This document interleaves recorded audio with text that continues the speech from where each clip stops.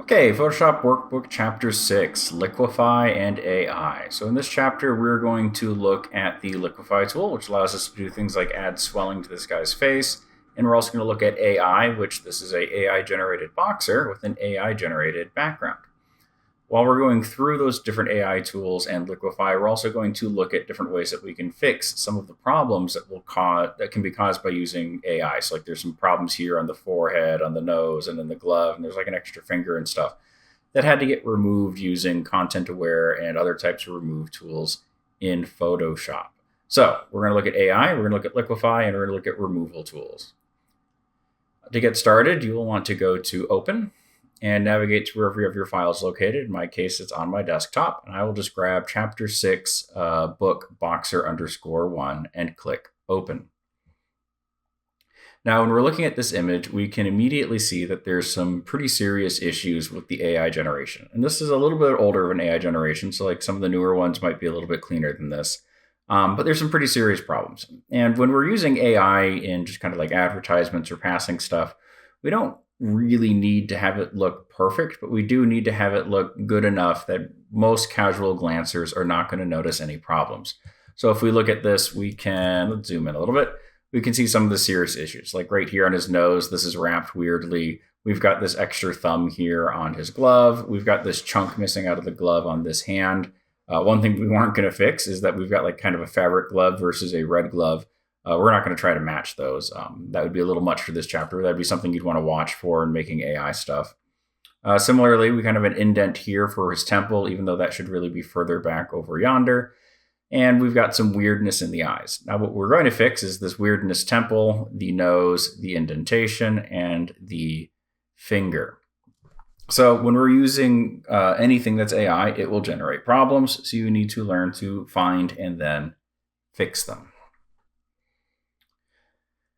All right, so first let's take a look at the different tools that we have. So over here on the far left, we have our tool versions of it, so of our removal tool. So I'm going to come down to the Band-Aid, and we can see that I've got a bunch of tools in here. So I have the Spot Healing Brush tool, and this one's pretty neat. Keep in mind for this chapter, I'm going to have a little crosshair. I'm hitting the caps locks to switch to crosshair, just because the circle isn't actually indicative of my brush size. I have a giant mouse to make it easier for you guys to see on your screen.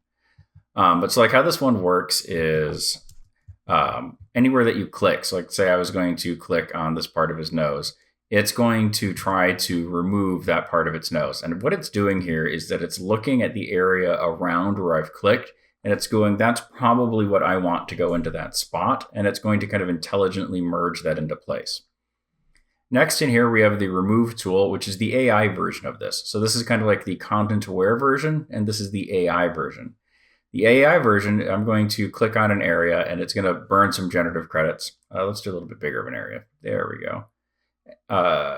It's going to burn some generative credits, which is the Adobe currency for their AI stuff. And it's going to look at that spot, and it's going to run it through the AI generative stuff and go, this is probably what you want. And you can see in this case, it kind of did this weird thing to his nose, but it didn't like grab his mustache like the other one did. So that one actually works pretty well. Now, one big disadvantage of this one right now is that it's very slow and it burns generative credits. I suspect in the future, depending on how Adobe monetizes its AI, is that this is going to end up being the go-to tool. For now, it's a little slow, and I won't be surprised if they make generative credits more expensive here in the future. Healing brush tool is like the Spot Healing Brush tool, except I have much more control. Now, one problem that everyone will have with the Healing Brush tool is that they'll click on it and they'll try to use it, and they get this warning. You have to define a source point. So how this one works is I'm going to tell it from an area to copy from. So I'll hold down the Alt Option key, and I'm going to say, give me the cheek. And we can see that it gives a little crosshair here. And then when I come over here, we can see that it's loaded that up into the brush, and I will paint over that area. And then just like the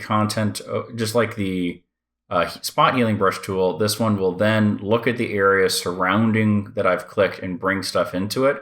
But it will also try to match the appearance and bring stuff over from the area that I've set the source. So like when I was using the regular Spot Healing Brush tool and it was grabbing, a bunch of his mustache, this is a way that instead I can set a source and be like, I don't want any mustache. Or like if I'm doing something that's along a line, this is a way that I can make it really easy to keep a line. So like I would have the Healing Brush tool, and let's say I wanted, this part of his, I want to like do stuff down here. I can bring it down with that line and keep little blups from happening as a result.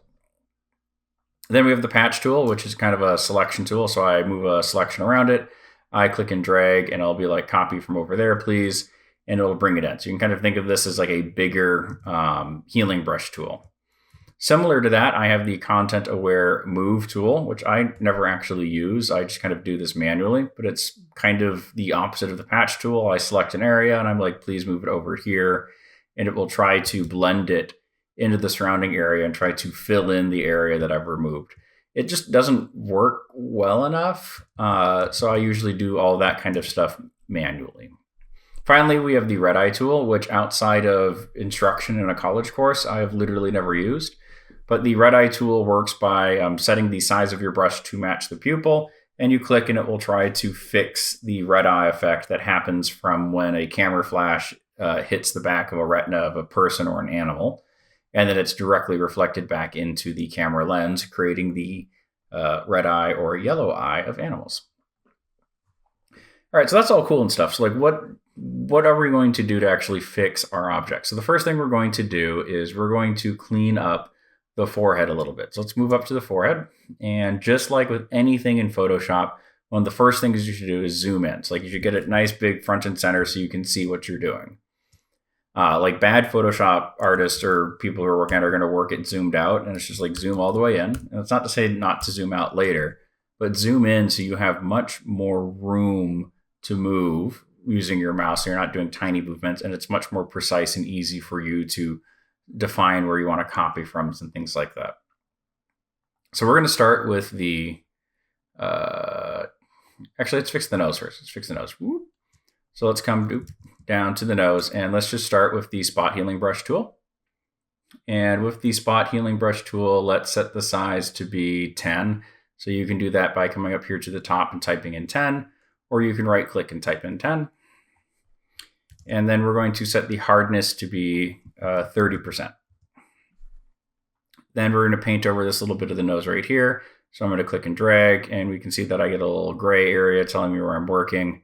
I'm going to paint over that area. Oops, it didn't come out. So I'm going to paint in little circles, make it a little bit bigger of an area that I'm removing. Notice that I used undo to remove that edit, and that looks tolerable. Maybe I'll go over the edge. Oops, let's try going over the edge the other way. Let's try little circles again. Little circles. All right, I'll just leave it where it's at. No, we're not. Let's do this right. All right, bigger circles. And so notice that I'm undoing it, or I'm working over the edge of the area that I didn't like. I'm not applying it over the same spot multiple times. When you're working with these tools, yeah, that's tolerable. When you're working with these tools, you don't want to apply, because weird stuff starts happening as you start stacking edits.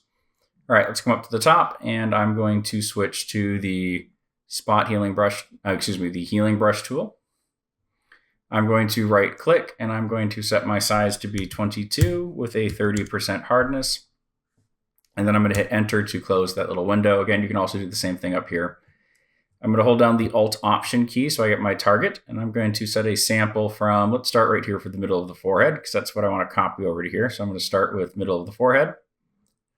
And I want to make sure that aligned is turned off. So right now how this is going to work is I'm going to click and I'm going to start painting over the forehead. And notice there's a smaller crosshair telling me where my cursor's at. So as I get close to the eyebrow, I'm going to release. And then when I continue painting, notice that my cursor went back to this start space. Now, if I have a line turned on and I click here and I start painting, and I stop clicking and I come over here, notice that it's moved, it stayed a proportional distance away. So when you're using this tool, if you want to have it stay the same distance the entire time from each other, you have aligned on, and then if you want it to reset back to the source spot when you stop holding down your mouse key, turn aligned off. All right, this looks pretty good, but now we want to copy from over here as well. So I'm going to hold down the Alt Option key. I'm going to grab right above his eye, and I'm going to start copying this area. And I'm doing this in kind of shortish little strokes in order to not end up with too much. Let's copy a little bit from over here as well. Yeah, there we go. So I'm not ending up with a little bit too much of the wrong stuff. So I'm trying to pick areas that will copy over well. Command 0 or Control 0 to fit it back on your screen. All right, this is not perfect, but it's not bad. So let's do a little bit of work on the glove. So I'm going to zoom in down here on this glove indent, and I'm going to grab the patch tool, and I'm going to circle this indent that I want to remove. And this one only works okay, like this is a little bit too of a detailed area, and I'm going to try to line some of these lines up because that will help it help its appearance. And release and deselect. We can see that we get a decent patch fill. And like if I really wanted to, if I cared more about this, I'd come back through with the spot tool and start cleaning up this pixel edge. You guys don't have to do that if you don't want to. It's just like one way that you could deal with that problem. So Command 0 and fit this back on our screen. And then, at first glance, that doesn't look too bad. Next, let's try to remove the thumb. Now, let's go ahead and just try the L for lasso. So let's come up here and grab my regular lasso. And I'm going to zoom in on the thumb, because again, you want to work zoomed in. And I'm just going to super lazy go around the outside of the thumb over here. I don't want to cross over into it, but I can be pretty lazy there. And then I'm going to basically draw the edge of the glove along this edge. So here's my thumb. Now I could just try edit and fill, and then do my content aware fill and click OK. But we can see that it's copying in additional stuff that I don't actually want there. So I want a little bit more control over what it's giving me. And actually this looks way better than it did a year ago. So they've probably updated this tool since I first wrote this chapter. But that said, we're still getting extra guck in there, and we don't want this extra stuff. So we're going to do a version of this where we have even more control. So I'm going to come up to edit, and I'm going to go to content aware fill finally. So I'm not going to fill, I'm going to content aware fill, which will be a different tool. So it opens up a new window, and in the window I've got two areas. So I'm going to get into this window, and I'm going to zoom out a little bit, Command minus or Control minus. And we can see that there's areas marked in green, and then I have a preview over here of what it's going to spit out for that generation. So we can see the reason why it's having trouble here, like it's putting out this weird blup, and it did in the other one, is that it's sampling from areas that I don't actually want this to be. I just want this to be background. So anywhere that is not background that's been highlighted green over here, I'm just going to go ahead and remove. So it's defaulting to the brush tool, and the brush tool allows me to add or subtract from what's going to be going over here.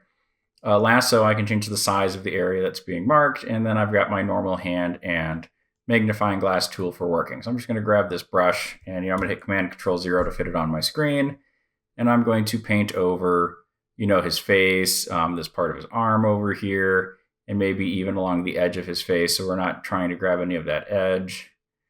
And then we'll come down and do the glove area. So I definitely don't want any glove. And oh, there we go. That looks really good. And I'll go ahead and click. Well, first I want to check over here, and it's saying output to new layer. And it's like, no, I don't want it as a new layer. Let's do current layer, just overwrite the other one. If I was doing this truly non-destructively, I would do new layer. For us, let's just do current layer because it's a little bit easier. And we can see that it modified that underlying layer and gave us a pretty good thumb removal. Go ahead and hit Command or Control D or click deselect down here to drop that selection that you see kind of disappearing and reappearing there. Not so bad. Okay, now we want to do some swelling on his face to make it look like he's got a shiner or a black eye, like he's been in a fight. To do that, I'm going to need to duplicate my two layers. So I'm going to right click on where it says background and do duplicate. Or I could come up and click on this little layer button and do duplicate from here. Or I could come over to layer panel and do duplicate. Or another really lazy option is to hold down Alt Option key and drag up. Notice how I get two arrows on my mouse. Drag up. Is it because it's locked? Yeah, there we go. I had to unlock it. And I can get two of them. So I'm going to double click and label this one I, because that's what this is about to be. And this one I'm going to label swelling, because that's going to be the part that we're going to be swelling his eye here in a second. Now, in order for this to work, I need to cut the eyeball up out of the top layer. And in order to see what I'm doing, I need to hide my underlying layer. So I'm going to hide my eye layer by poking it in the eye. And then I'm going to make sure my swelling layer is active. Again, you can tell which one's active because which one's highlighted. Z for zoom tool, and I'm going to zoom in on his eyeball. And then I'm going to hit E for the erase tool. So I get my erase. And what this does is it deletes pixels. And I would normally not want to delete pixels, except I've got a backup down here. So if I need to restore, I can restore. For the size of my erase tool, I am going to right click and I want to do 13 and then 85.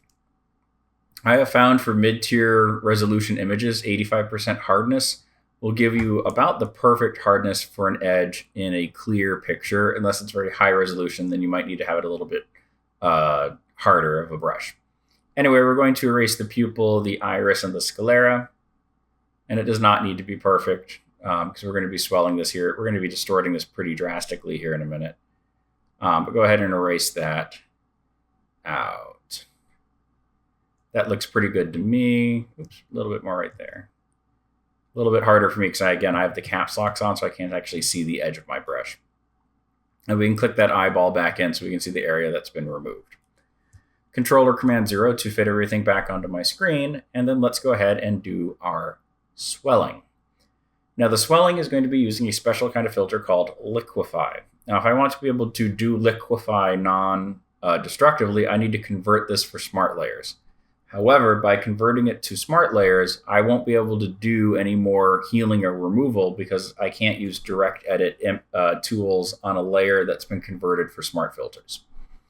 To convert for smart filters, I'll go up to Filter, and I'll go to Convert for Smart Filters. If you get this window, you can just click OK. Once you've kind of learned this a little bit more, you can also pick Don't Show again. I'll leave this on to help us remember it as we move through in further chapters. Notice that there's a little symbol right here that we saw back in Chapter 3. Again, this tells me that this is a smart layer, so anything that I apply here from the Filter menu will appear in a drop-down underneath it, allowing me to continue to edit it. But again, since it's now a smart layer, I can no longer erase from it, and I can no longer use like spot healing on it because smart layers are not directly editable. All right, so next is to liquefy it. So if the swelling layer active, go up to Filter and go to Liquefy. Opened on my other screen, so we drag it over, and here is the Liquefy window. So we've got a new interface. Over here on the left, we have the forward warp tool, and this allows me to grab and move stuff around. Ooh, look at that. Actually, let's leave that kind of nastiness on. I then have a tool that allows me to kind of smooth digital artifacting in there, but it tries to keep some of my edits in place. And then I also have a reconstruct tool, which brings stuff back. Or did I say that backwards? Oh, yep, this one's reconstruct, which tries to undo any liquefy that was done. And then smooth will try to make any drastic changes look a little bit more natural. Undo, undo, undo, undo, undo, undo, undo, undo. Then we have the warp tool, which allows me to spin stuff. Or if I hold down the Alt Option key, it spins the other direction. And superficially, it might be like, who cares about that? That doesn't actually seem that useful, but it's astonishingly useful. So like if I was going to, let me drop my size down a little bit. If I wanted to like make this person look sad or happy, I would rotate his eye. So I would like click here. That rate's a little much. Let's drop you down. So let's say like I'm turning that one eye a little bit, and I'm going to come over to this other eye. I'm going to hold down the Alt Option key and turn it the other way. And we can see that points his eyes down, making him look angry. Similarly, I could do the same thing to his mouth, and I could turn up, let's do 350. Oops, not 6,350, let's do 350. I could come over to the edge of his mouth and make him smile a little bit. Now I could come over and grab the forward warp tool and drag to do the same thing. These are all just different ways of modifying the image, right? Undo, undo, undo, undo, undo. Next in here, we have the pucker tool, which just brings in, and we'll actually use this to generate our black eye. This often sometimes gets used somewhat naughtily to do things like give people artificially smaller noses because they want like nose surgery. Or like you'll see people use this on their waist or other areas where there's perhaps a little bit more weight on them they would prefer. So you'll see people use this to shrink stuff down. Similarly, you have the opposite, the bloat tool, which you'll see people use to give themselves, rampantly huge muscles or larger breasts or other things like that. Like these are things that happen in editing, and these are the tools for it. Now, like there's a whole code of ethics about how you should use these tools, but a really good way to think about this is the Spider-Man quote: "With great powers comes great responsibility. Use these tools responsibly, please. Don't set yourself up for like getting in trouble later for doing kind of egregious or taking things too far in editing." Similarly, in terms of being able to get in trouble, we also have the Shift Edge tool, which somewhat like the spin tool. It's like, who cares about shifting pixels over? But this is also really good for reducing or increasing weights. Like you can drag along the outside of something to move it over, or you can drag up to move it back in. And so like if I wanted to, bring this guy's chin in a little bit and bring his cheeks out, it would make it a pretty easy, quick edit rather than trying to try to nudge everything into place. Finally, we have masking, which allows us to, I have masking turned off. Where is it? Show my mask, which allows me to say, please don't affect this area. So you can see like I can't move the middle of the nose because that's where a lot of the masking is being blocked. And then I have erase mask, which allows me to remove that masking so I can go back to editing that area. Undo. And then finally, we have face aware liquefy, which is this kind of awesome, creepy tool that puts little sliders over different parts of the face and allows you just to grab stuff and start editing the person's facial appearance using this kind of content aware sliders. They're really neat. Now, you also have them automatically over here as a series of sliders for you to grab on the right. Over on the right, we have a couple of things that matter quite a bit. We have our brush tool options, which will allow us to make some adjustments to how they all work. Let me move down my notes. So we have our size. Obviously, that's the size of our brush. Let's switch to something else. We have density, so like the type of effect, pressure, how effectual it is, and then rate, how quickly it's going. Pin edges, you can try to keep edges alone while you're moving things along. Sometimes it works, sometimes it doesn't. Stylus pressure, if we're using a tablet, more on that in the drawing and painting chapter. This would allow us to control a lot of this using pressure on our pen tablet. Face aware liquefy, again, these are those series of sliders that allow us to do creepy things. Load mesh, this allows me to set up a mesh for me to distort. This allows me to save my edits as a distortion. So I would then save that mesh, and then I could apply that exact same distortion across multiple images if I was trying to do like a certain effect. Similarly, we have mask options like mask all, invert, normal kind of brush on, brush off masks. View options we're going to want on. So like if I had a mesh, if I had an imported mesh, I could click show mesh and see where it's at. And then as I'm editing stuff, I can see this mesh being distorted. So this is what I could save from load mesh and then load into another image for my distortions. Basically, it's like tying it to a point in this grid to determine where it's being moved around. We leave show mask off, but what I do want on is show backdrop, so we can see where the eye is underneath it, all layers, behind, and 100%. Now, sometimes, depending on where these are set up, you'll have problems where you get this thing where it's in front, and you can't see any of the edits that you're doing because the opacity is turned up all the way. If you turn the opacity down, you can see where it used to be and where it is now. In most instances, I have found setting it to behind and 100% being the easiest way to understand what you are doing. Not always, but usually. Okay, let's do some work. So I'm going to grab the push tool, and up here under my brush tool options where it says size, I'm going to put in 75. For my density, I'm going to do 50, which mine's already set to 50. And for my pressure, I'm going to also do 75. And I'm going to drag up on the bottom part of the eyelid to start closing this eye up a little bit.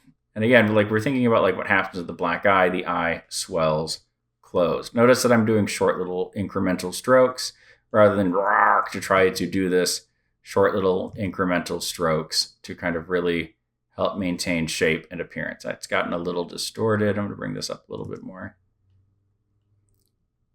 That looks fine. Again, it's like it's supposed to be a little swollen, and that kind of weirdness right there already makes it look a little swollen. All right, let's grab our pucker tool. So that's going to be this guy right here. And we'll do 100, 50, and 50. So 100, 50, and 50. And I'm going to click a couple times, basically on his tear ducts to tighten up those two little spots. And maybe once in the middle, twice in the middle. Yeah, twice in the middle looks pretty good.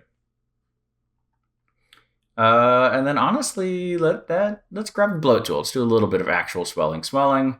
And I'm going to use the same settings as for the pucker and do 100, 50, 50, 50. And we'll have a little bit of, basically where you're going to apply the swelling is anywhere along where there's going to be bone. So like we have a cheekbone and brow bone, and then we'll do just a little bit of soft tissue swelling along the bottom of the eye. And if we click preview on and off, we can see that that looks pretty nasty. Let's add a little bit more swelling right there. And okay. Now there's two parts of bruises. There's the actual swelling and then there's the color. So we want to add in color to this thing to kind of add in like the burst blood vessels. To do that, I am going to make a new layer upon which I'm going to add those pixels or that color information. So I'm going to click new layer button. And I'm going to label this new one swelling color. With this layer active, I'm going to zoom in and I'm going to take a closer look at that eyeball, and we're going to use a tool that adds pixels to this empty layer called the brush tool. So I'll hit B for brush tool or click on the tool over yonder. Then I am going to right click and I am going to set the brush size to be 35. And then we want to use a special kind of brush and we want to use a special setting for that brush. We'll dig a lot into the brush chapter when we get to the drawing and painting chapter, but like you'll get kind of a glimpse of how like it can just be more than just drawing a line. So let's go up to window and go to brushes. That opens up the brushes and brush settings. And we actually let's start with brushes.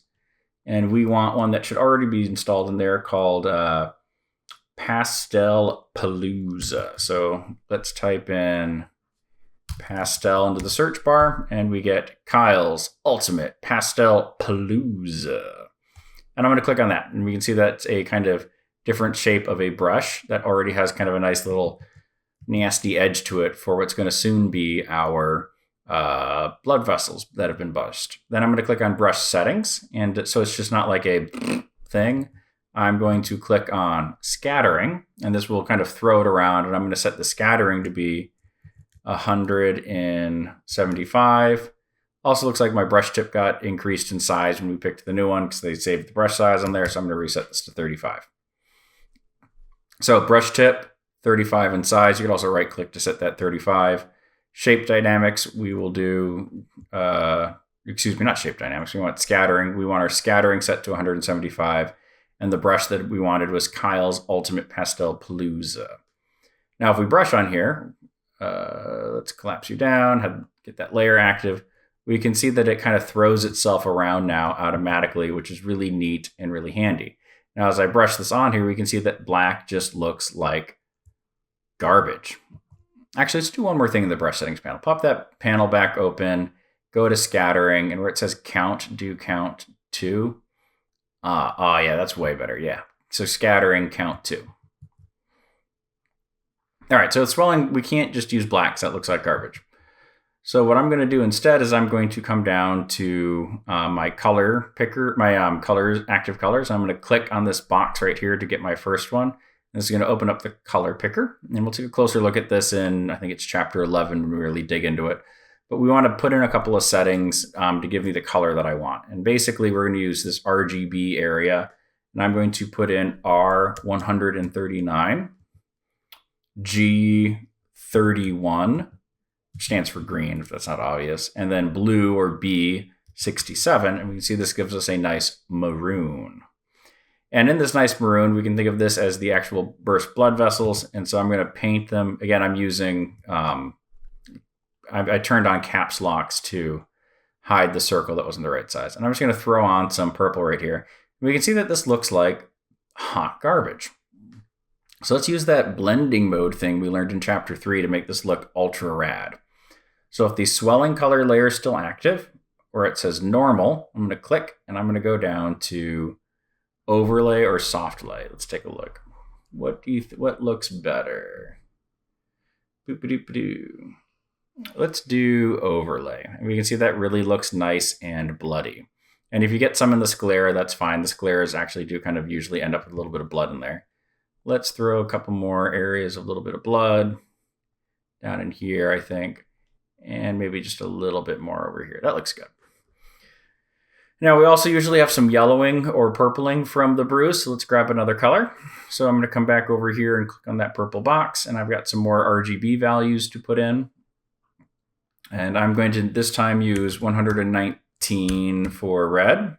I'm moving between my boxes by hitting tab, by the way. And I'm going to use 130, excuse me, for green, 130, and then blue 59, and we get this kind of nice chartreuse color. I'll click OK, and basically anywhere where I have a red edge, I'm going to add in a little bit of chartreuse. So I'm not going to add chartreuse all that much here. Again, where there's already red, I'm just kind of adding this around the edges of existing red rather than painting over my red. And that looks pretty good. Now we can push this a little bit further by softening the Pastelpalooza appearance. So we can soften it by using a smearing tool. The smearing tool we're going to use is the blend tool. So over here on the far right, we're going to come down, and I think it's right here underneath blur. No, where are you? They move it. Oh, no, yeah, it was under blur. Smudge. Here's what we want, smudge. Up here in the top, I'm going to set my brush size to 30, and then I'm going to leave my strength at 50. And then I'm going to come over to my brush settings panel again, and where it says scattering, I'll turn scattering on, and I'm going to do 150 again. And you can see how that's going to kind of randomize its placement. And I'm just going to do some, basically anywhere where I see a hard pixel from that brush, I'm going to click and drag just a little bit to blend it out. Now, I don't want to blend it out too much, and I don't want to blend out everything, because my goal is to keep some of that crunchiness, not all of it, but some of that crunchiness from that Pastelpalooza, because that already looked a lot like a burst blood vessel. Maybe right there, too. And let's Command 0 this and evaluate that. Yeah, that looks pretty good. That looks like a nasty shiner there. So pretty cool. So not too bad to do. Finally, what we want to do is we want to replace the background with a boxing ring to make it feel like he's in situ. So where is he actually boxing? So I'm going to make the swelling layer active, and I am going to pick select subject. And if your contextual taskbar is missing, come up to window and pick out your contextual taskbar. Then I want to invert the selection because I'm not trying to replace him. I'm trying to replace his background. So I'm going to come up to select and go to inverse. We're down here in my contextual taskbar. I can click this invert selection button. Now I know I have the background selected because it's going around the outside of the marching ants. So this looks pretty good. And I am then going to do generative fill. Now generative fill is a newish tool. Came out about a year ago, and it's pretty rad. Basically, I just type in what I want. Now, usually the more descriptive of a thing that you type in, the more precise you are, the better results you'll get. You can also actually just leave it blank, and it will just look at what's there and try to figure out what you think you want there. But we can also describe what we want. So I'm going to type in and we're going to keep the description pretty basic, a photo of a boxing ring. And then I'll click generate. Now this is going to burn generative credits. You get however many generative credits depending on your subscription model, but it's in the hundreds usually. So unless you're using other generative tools a lot, you're not going to burn through all of them very quickly using generative fill, but it's pretty handy.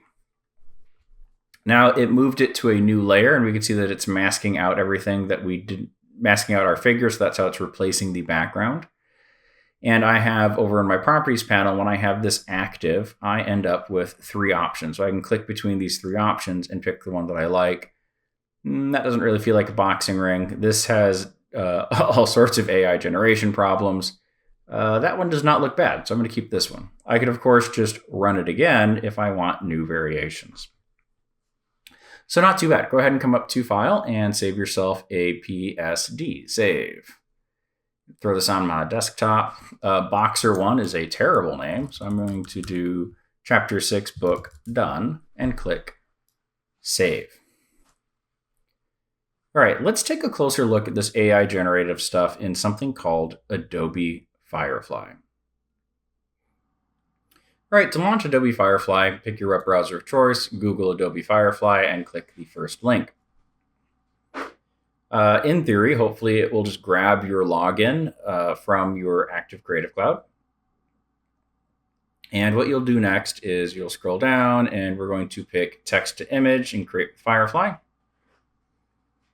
We'll see a bunch of stuff that people have recently been making, and then we have a prompt down here where we can type in what we want. In this case, let's do a happy golden retriever on a beach, and then click generate.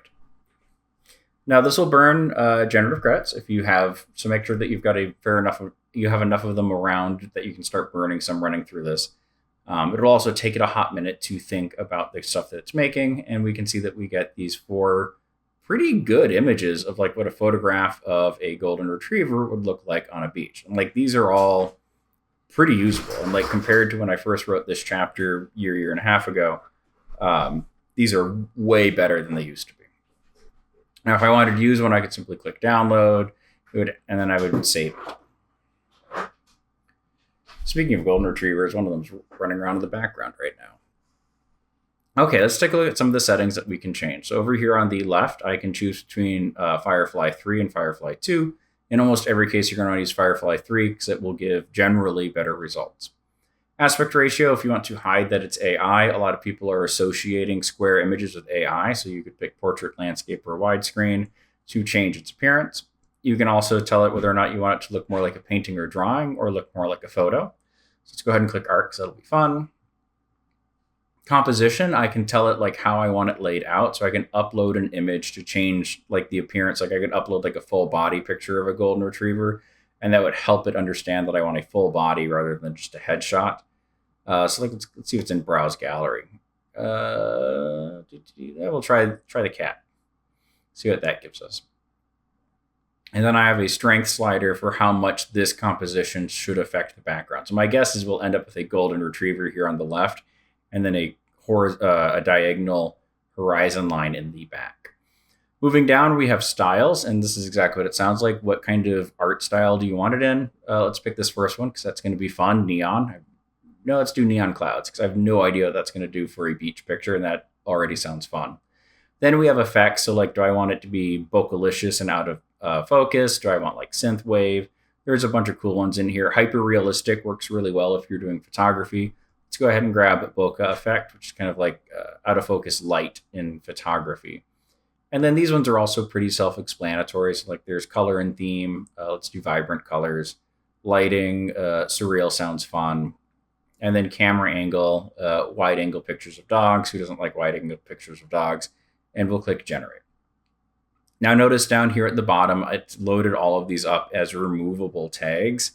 And if I really wanted a strong example or a really good version control of this, I would spend more time crafting my prompt.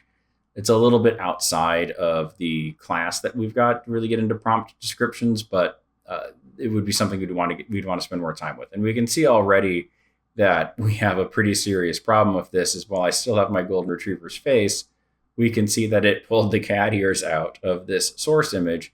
So maybe we need to remove that source image, but we got that diagonal that I was assuming we'd get from that window area. So now if we click generate, hopefully our golden retriever doesn't look like a German Shepherd because it has cat ears. Come on, Firefly, you can do it. Yeah, so there we go. And we already get these kind of awesome 80s-ish feeling neon pink versions of a golden retriever. All right, so that's it for this chapter. I hope it's fun, and see you guys for chapter 7.